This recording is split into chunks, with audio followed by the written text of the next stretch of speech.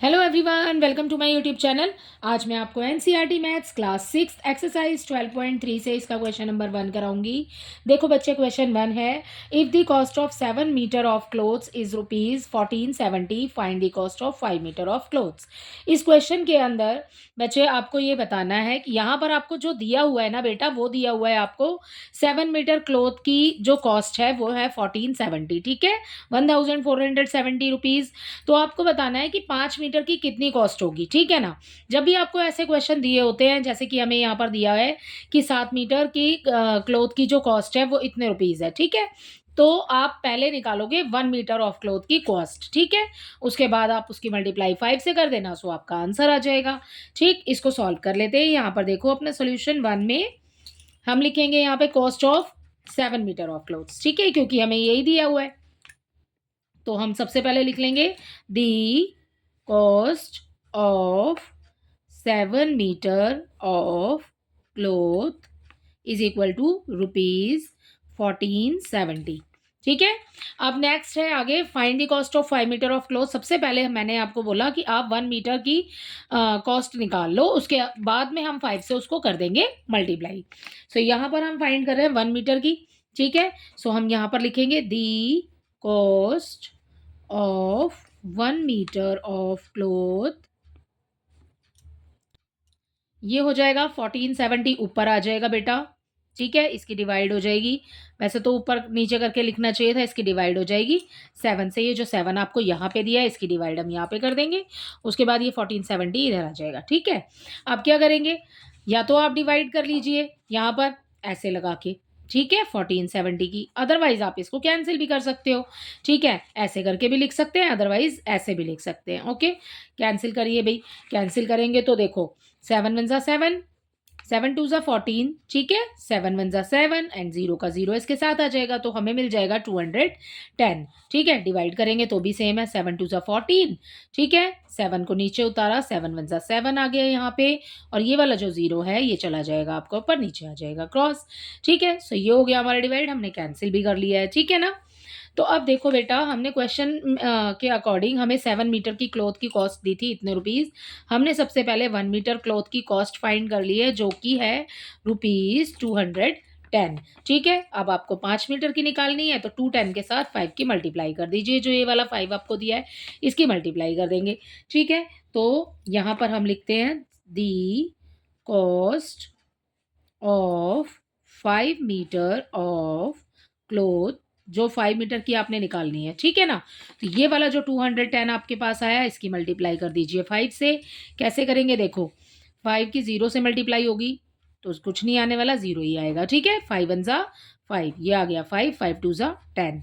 सो यहाँ पर आ गया रुपीज़ मेरे पास में 1050, ठीक है। सो यही है इस क्वेश्चन का आंसर कि 5 मीटर कपड़े की जो कॉस्ट होगी वो कितनी होगी, 5 मीटर कपड़े की कॉस्ट होगी 1050, ठीक है। तो इसी के साथ आपका क्वेश्चन नंबर 1 कंप्लीट होता है। आई होप ये आपको अच्छे से समझ आया होगा। इसका क्वेश्चन नंबर 2 देखते हैं। क्वेश्चन नंबर 2 दिया है बेटा, एकता अर्न्स ₹3000 इन 10 डेज। एकता कमाती है 3000 रुपये 10 दिनों में, ठीक है। How much will she earn in 30 days. तो आपको बताना है कि वो 30 दिन में कितने रुपए कमाएगी, ठीक है।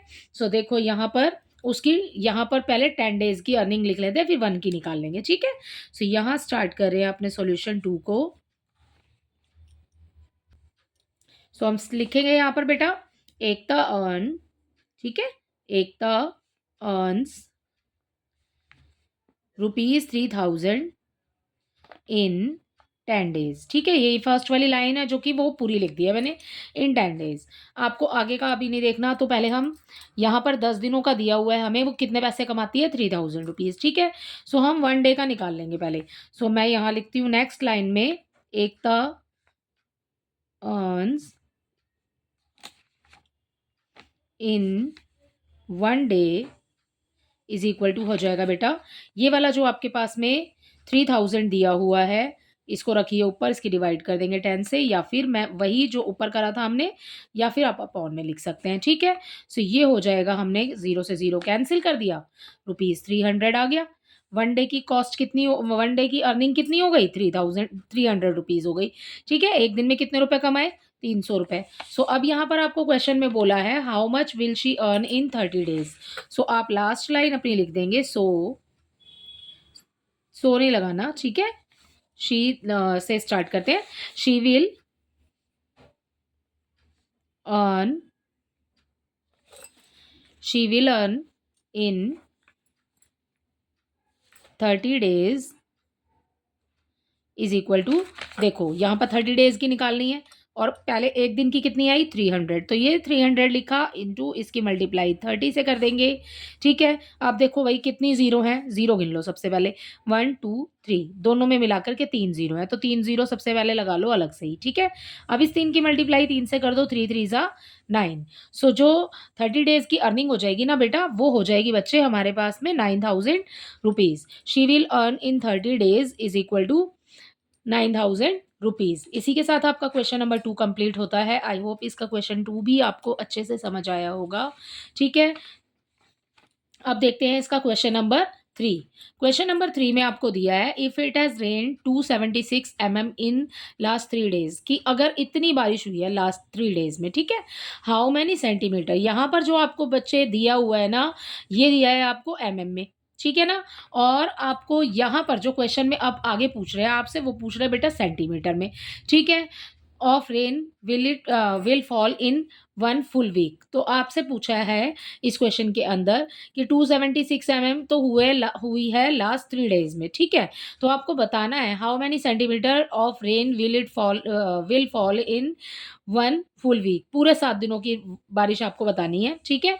Assume that the rain continuous to fall at the same rate. अगर वो जो रेनफॉल हो रहा है, ठीक है, वो सेम रेट से हो रहा है, ठीक है, जितना आपको दिया हुआ है यहाँ पर लास्ट 3 डेज का, उसी के अकॉर्डिंग आपने पूरा 7 डेज का भी निकालना है। सो यहाँ पर देखो इसके क्वेश्चन नंबर 3 में करेंगे हम अपना सॉल्यूशन स्टार्ट करें बेटा।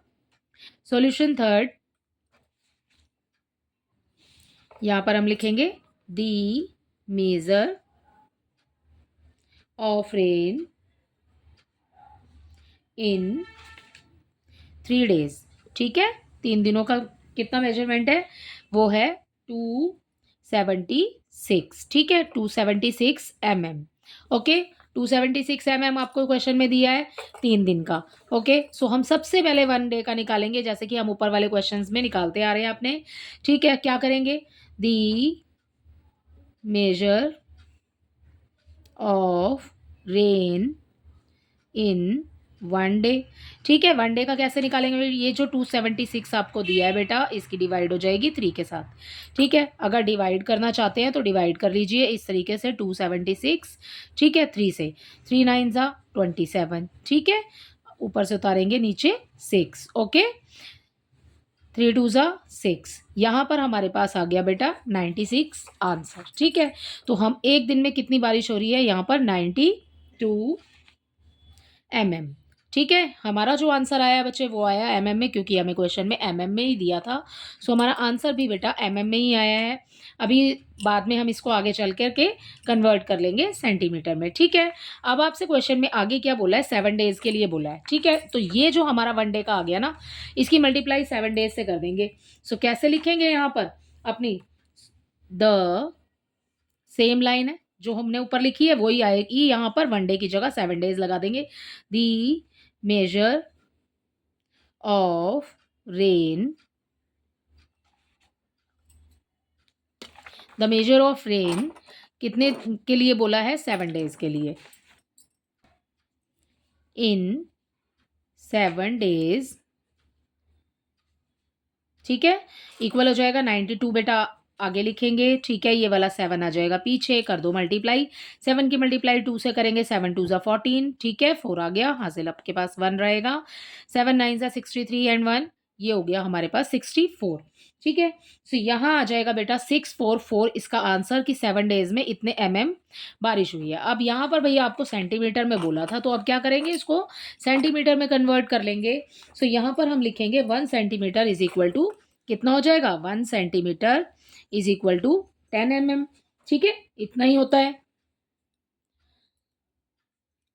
तो अब क्या करेंगे, ये जो आपका 10 mm आया है ना, यहाँ पर जो ये 644 हमने लिखा है, इस 644 को बेटा रखो ऊपर, 10 को रखिए नीचे, ठीक है। अब देखो यहाँ पर है हमारे पास, मैं कैंसिल नहीं करूँगी, हमारे पास नीचे 10 है, क्या करेंगे, एक 0 है ना, तो एक नंबर से पहले गिन करके लास्ट में आगे डॉट लगा देंगे, तो ये हो गया 64.4 सेंटीमीटर, ठीक। सो इसका आंसर आ गया हमारा 64.4 सेंटीमीटर।